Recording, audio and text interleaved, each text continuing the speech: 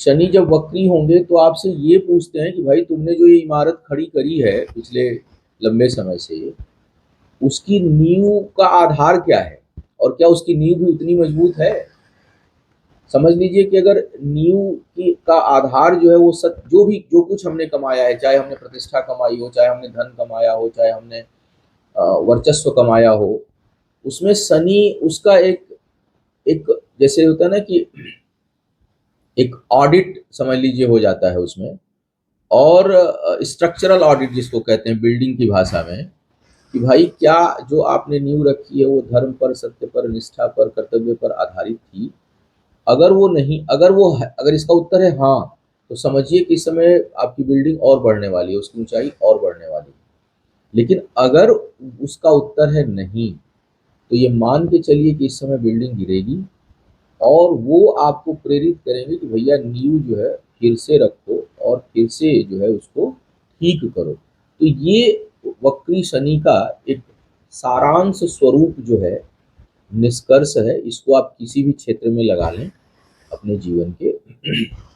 और इसी आधार पर मैं एक एक करके हर लग्न के लिए बताऊंगा कि लग्न राशि की। अब बात करते हैं मीन वालों के लिए। मीन वालों के लिए लग्न में ही शनि है और वक्री अवस्था में है।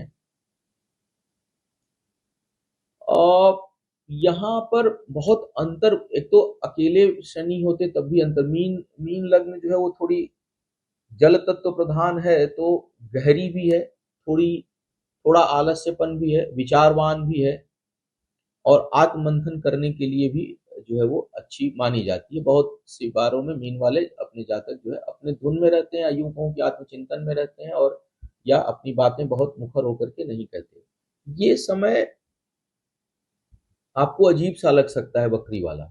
कई बार आपको ऐसा महसूस होगा क्योंकि सफलता भी तुरंत मिलेगी नहीं, सफलता में विलंब होगा, तो लोग आपको अक्षम समझ सकते हैं, और ये चीज आपको अंदर अंदर कमजोर करने की ओर अग्रसर होगी। लेकिन होना नहीं है कमजोर, क्योंकि ये समय परीक्षा का है। आपको दिखाना है कि नहीं मैं कौन हूं। तो ये समय क्या करना है, चुप रहना है, चुप रह करके अपनी तैयारियों को बढ़ा देना है, अपने प्रयासों को बढ़ा देना है, अपने काम को बढ़ा देना है।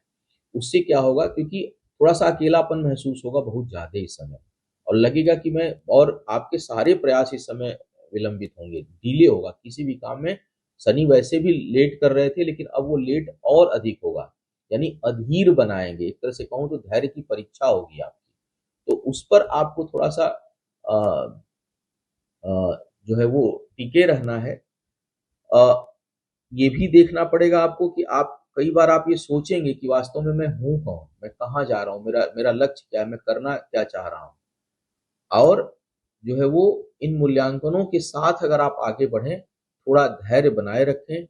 इस समय ऊर्जा में थोड़ी कमी महसूस हो सकती है, बहुत से लोग ऊर्जावान इस समय महसूस नहीं करेंगे, कमी महसूस हो सकती है। धीमा लगेगा समय, उबाऊ लगेगा समय, परेशान करेगा समय, और यही आपके धैर्य की परीक्षा है, क्योंकि समय हमेशा बदलता है, और वो फिर आपको आगे, इस समय को अगर आपने कंट्रोल कर लिया तो आने वाला समय आपका होगा।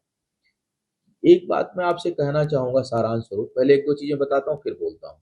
दृष्टि भी जाएगी सप्तम भाव पर, संबंध बिगड़ेंगे इस समय, वैवाहिक जीवन में बहुत तनाव आ सकता है, और इस दौरान वैवाहिक जीवन टूट सकता है, बिखर सकता है, करीबी लोगों का साथ छूट सकता है, माने बेहद कई लोगों के लिए बहुत अकेलापन महसूस होगा, और यही आपको निखार देगा। और इसी पर एक सूत्र मैं आपसे कहना चाहूंगा कि बीज जब पृथ्वी के अंदर डाला जाता है जमीन के भीतर, तो आप सोचिए वो कितना अकेला होता है उस समय। लेकिन वही बीज जो है एक दिन बड़ा वृक्ष बनता है, जिसपे फल भी आते हैं, फूल भी आते हैं, पत्ते भी आते हैं, मजबूत टहनियाँ होती हैं, और वो कितनों का भार वहन कर सकता है, और कितनों को जो है वो ऑक्सीजन, और कितनों को जीवन देने वाला बन सकता है। तो आप समझ लीजिए कि आपका जो ये अकेलापन है, वो पृथ्वी में डाले गए एक बीज की तरह है। कुछ समय आपको घुटन होगी, कुछ समय आपको सफोकेशन होगा, उस समय लगेगा कि मुझे कोई पहचान नहीं रहा, मुझे कोई जान नहीं रहा, मुझे कोई तवज्जो नहीं रहा दे रहा, मुझे कोई देख नहीं रहा।